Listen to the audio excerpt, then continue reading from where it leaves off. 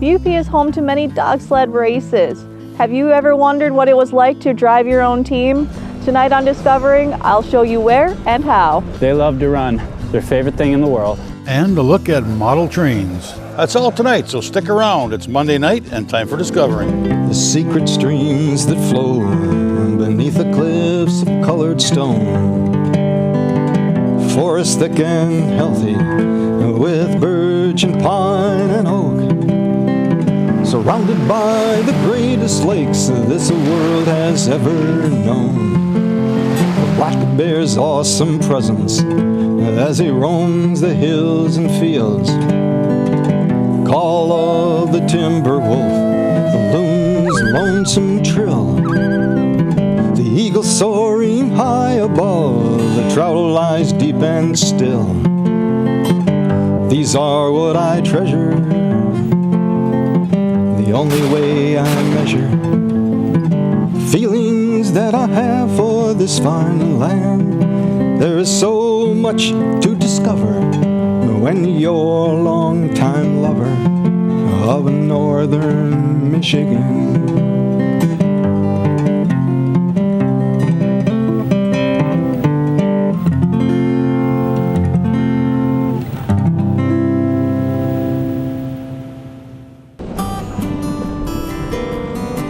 A lot of people come out here and just really enjoy like the peace and quiet, because there's not much that goes on out here. Over the winter, we've been to a couple of dog sled races here in the UP. But have you ever wanted to learn how to drive your own team of dogs? Nature's Kennel in the McMillan-Newberry area offers just that. We run tours 7 days a week, December through April, and we have guests 7 days a week. We do 3 types of trips. We do a 10-mile trip that runs every day from 9 to noon or 1 to 4. And people can learn to drive their own dog team or just ride with a guide. Kids have to be 10 years old to drive their team on that trip. Kids of any age can ride, any ability can ride. We've had people in wheelchairs. It's something that different that they can do, get put in the sled. I've had a couple gentlemen who've been blind drive a team. So it's really something that anybody can at least get in for a ride in the winter. And then we do a 20-mile trip, which runs from 9 to 3. Of course, we do 20 miles. And then that trip includes a pasty lunch, because if they're in the UP, they have to have a pasty. And then we do a one-night overnight. So we do a 20-mile trip to our remote winter camp, which is a yurt and a cabin, and of course a sauna. And that's all guided. So we cook meals out there at camp. We cook breakfast on the second day, and then we do 20 miles and finish up back here at the kennel on day 2. TASHA and Ed STIELSTRA built Nature's Kennel about 15 years ago, and it has grown quite a bit over the years. There's 8 yards now. The first couple years there was 2, and then each year we've added. This year we added a kennel 8. A couple years ago we added kennel 7, so we've expanded even just the dog yard and dog numbers. There are 240 Alaskan Huskies to feed, run, snuggle, and shelter. Their barrels, they're actually the perfect size for them so that they can crawl inside and curl up into a ball. And the barrel is small enough so that it traps all the heat in there, but big enough so they can still curl up. And we load it up with straw, so they got a new nice soft bed in there. And these dogs are able to sleep out into negative 50-degree weather all the time. And that's what they'll do on the big races like the Iditarod or the Bear Grease or the Yukon Quest. When you visit, you'll most likely have the chance to mush some dogs who have run the Iditarod. Oh yeah, who's a good girl, Percy? She's ran the Iditarod twice in the Yukon Quest. Same with Prince Charming and UT down there, Cyrus. Alan, Booley have run it. Stu's run it. Koa's run it. Whole bunch of dogs. Oh, probably 2 or 3 years was Ed's last race. But yeah, he's run Iditarod 8 times. I've raced all through the Midwest and in Europe. And then the tourism business got large enough that we just couldn't be gone for months at a time. You know, it's hard. The racing season and the tourism season is the same time. Good boys! This winter's been great. I mean, a ton of snow and warm temperatures for guests. It's been a golden season for us.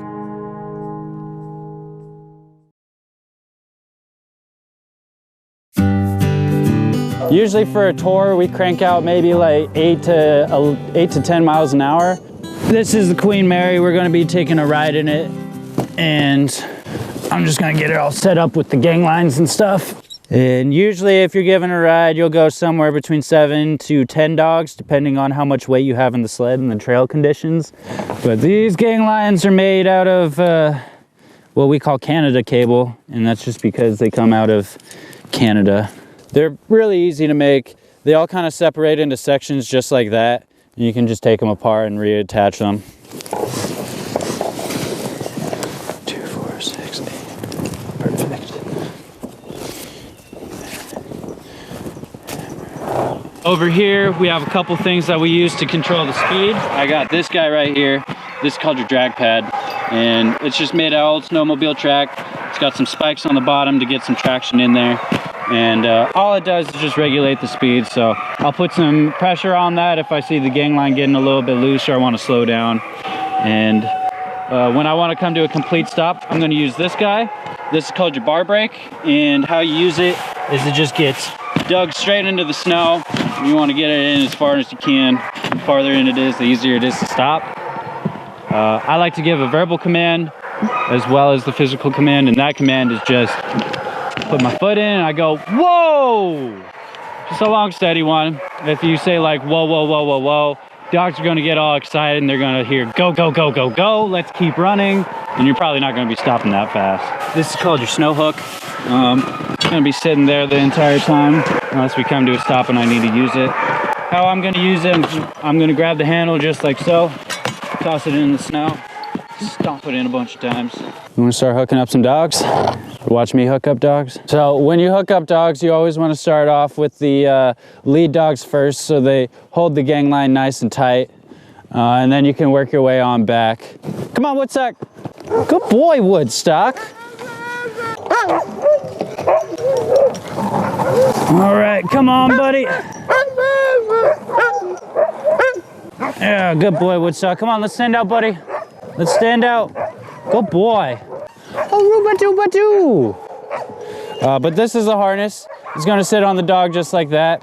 They got the webbing that goes on their back and then 2 armholes right there. And this is the neck loop. So when I put it on, I always fold the neck loop up over the 2 armholes just like so. And then you can just slide it on over their head. And this straight part is gonna go over their chest. So you're gonna give it a quick spin around. And then you can get one arm through one of the loops and the other arm through the other loop. A lot of times they'll do it for you. And you can unclip them from the chain, get a good grip on them. And you always want to pop this collar out from underneath the harness so it doesn't rub up on their neck. And then you can walk on over.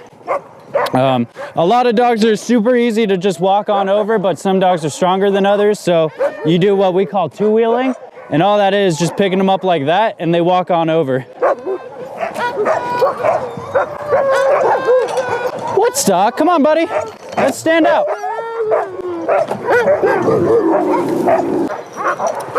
Good job, guys.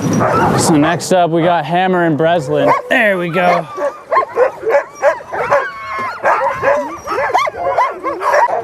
All the dogs were quiet until the harnesses came out and everyone in the kennel got excited. They all kind of light up and they get really excited when they all start running. I think they're all kind of just trying to hype each other up, or when they're in like gym class back in the day, how everyone was kind of like, pick me, pick me. Then we got the swing dogs. These I like to put some strong dogs that keep the pace pretty well because they're going to be controlling generally how fast we're going, more or less. The prime time for a dog to be running is between 4 and 5 years old. That's when their muscles are fully developed and they're ready to run. They usually have the good enough training by that time too to really get down and get dirty. But some dogs, like Hammer, he's only a year old. Breslin, he's 2. And then Woodstock and Aruba are both 8 years old. So they're nice and experienced and they're good to go. The wheel dogs are usually going to be the strongest dogs. So I like to put the biggest, baddest, meanest dogs right this way because they're directly connected to the sled. So they're going to be pulling most of the weight.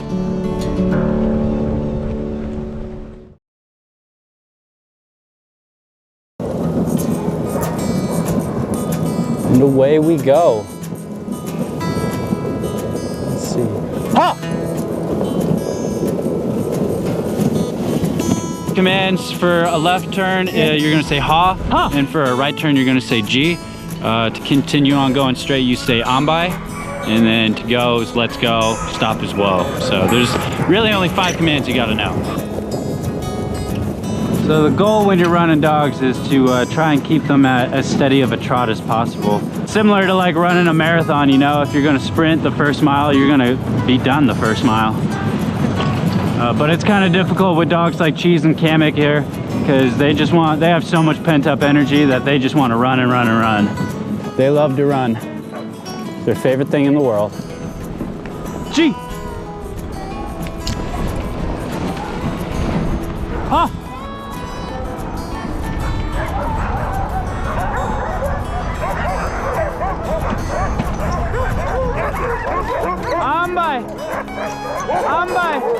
Whoa!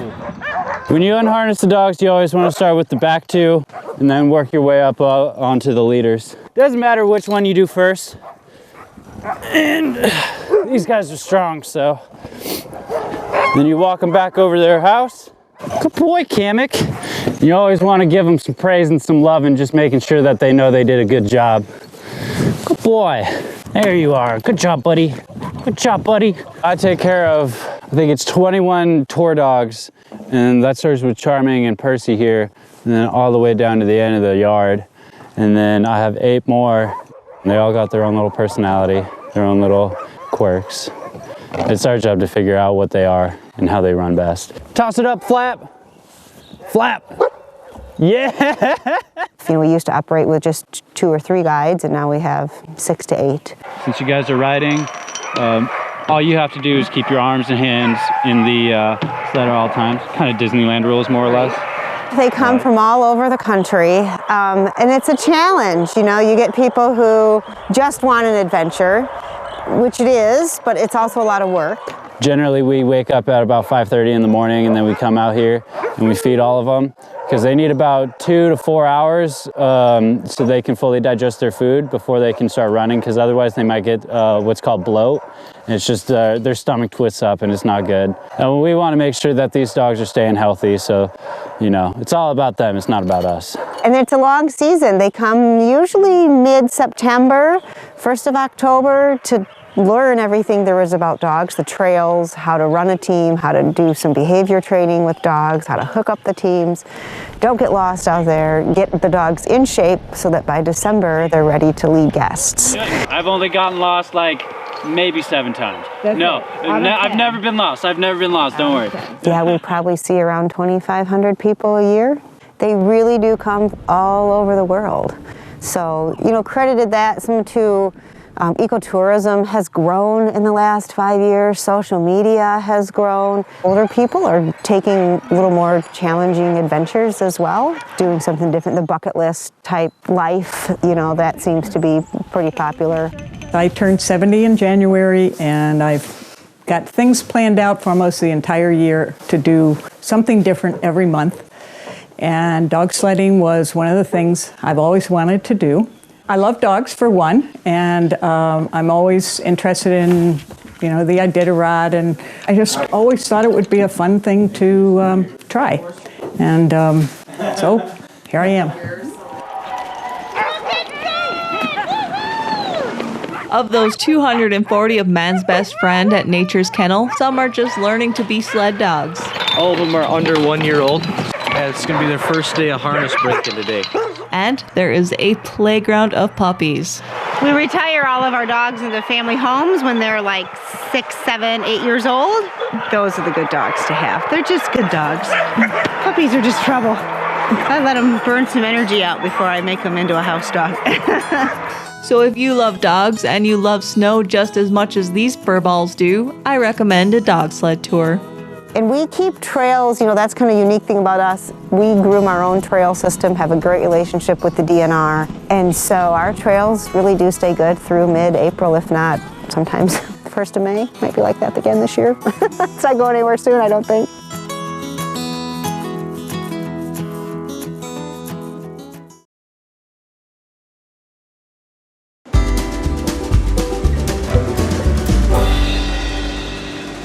The first mass-market model train sets were invented by a German company in 1891. Lionel introduced its first electric train in 1901. By the mid-50s, plastic replaced metal as the primary material used to make model trains. Today, it's estimated that over 500,000 people in the U.S. and Canada collect model trains. I visited one of those collectors in Harvey. I started back when I was probably 5 years old when I got my first train set. And from then on, I always loved trains. You know, I got into high school or into school, and I still had a big layout down in the basement. And I went to college and came up here to work and put the trains all away. And then we built this house, and I started making this layout and never quit.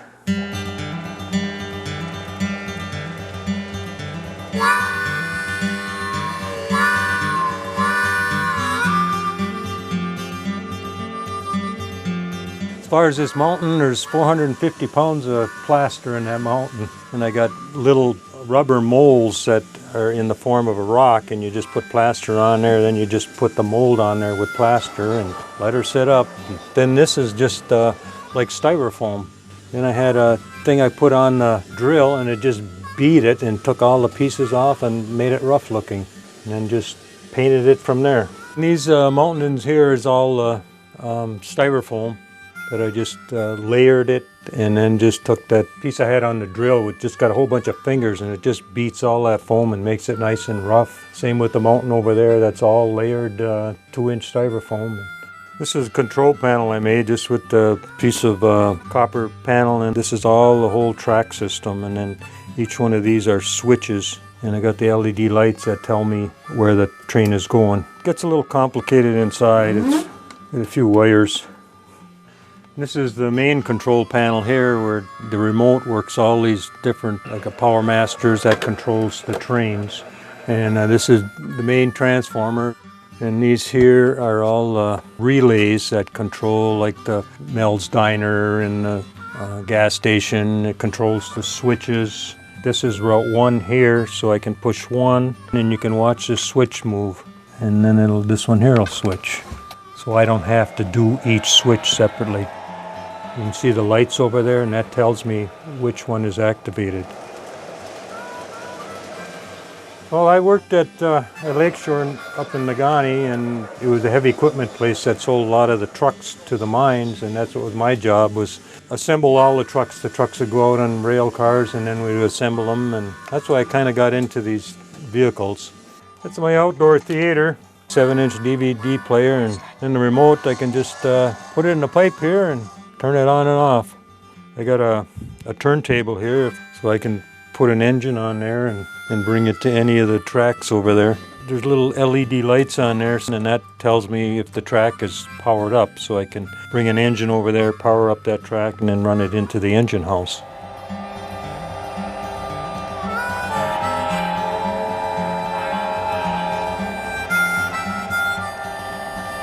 Back when I started, you know, I think I probably got a train set for $25, a whole set, transformer, track and everything, and just steadily the prices kept going up. You know, an engine like this one, you know, you probably pay now $300, and some of them, little bigger engine, you pay $700 for. I got the steam engine down here. They have them now with all electronics on them for $2,500. And the hobby is kind of disappearing. You know, the kids nowadays don't want nothing to do with something like this.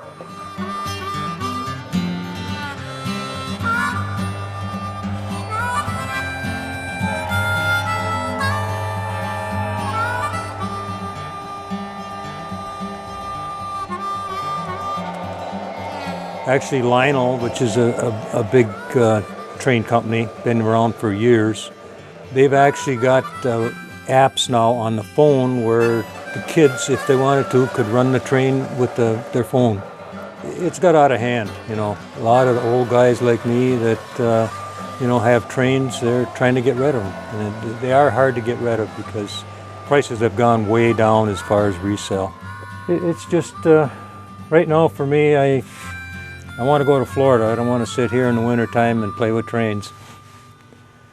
But it's been a lot of fun.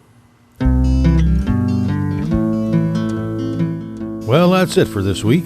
Thanks for watching, and I hope to see you next week right here on Upper Michigan's very own Discovering.